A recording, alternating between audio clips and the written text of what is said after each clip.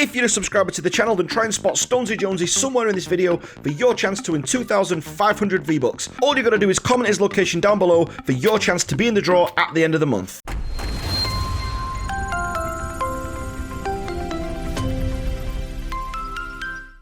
Hey up troops, welcome back to the Litanah army. I'm Lit and this is Fortnite Save the World. And for those of you coming over from Battle Royale, this is the PvE side or the story mode side of the Fortnite franchise. Now if you've been watching E3, one thing I wanted to talk about today is that there's no Save the World mode coming for Switch. Now, I've been reading through Reddit quite a lot, and they were talking about how the coding's a lot more difficult, for Save the World. It's a lot more in-depth, there's a lot more process to it.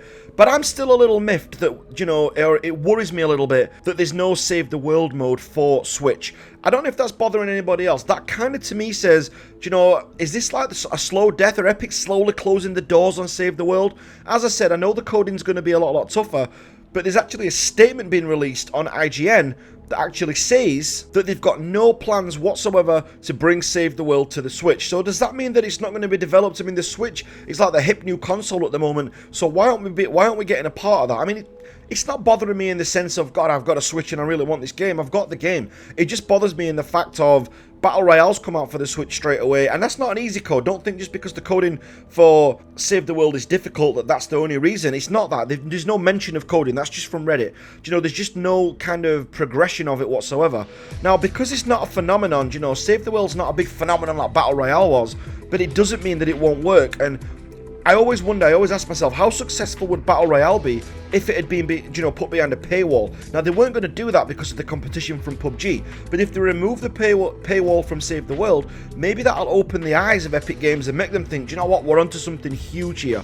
I'm going to show you the trailer after I finish talking, just for this video, just to show you how amazing this is. The footage that you're seeing now is from that trailer, but you need to see it with the voiceover over it, just to see just how epic this could be.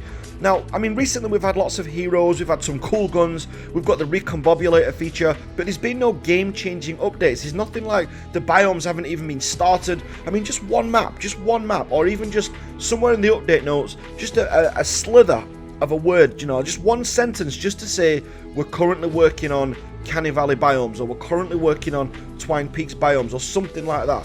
The game's got such a huge potential, so it'd be such a shame for something like this to drop off the map. Another reason people are really worried is that the big game what they had before, Paragon, just, they were promising people that they were going to develop it, they were telling people that they were going to keep on with it, and then they just pulled it, the last minute. Now, I can understand why they wanted to put everything into Fortnite, and, from a business perspective, rightly so, right?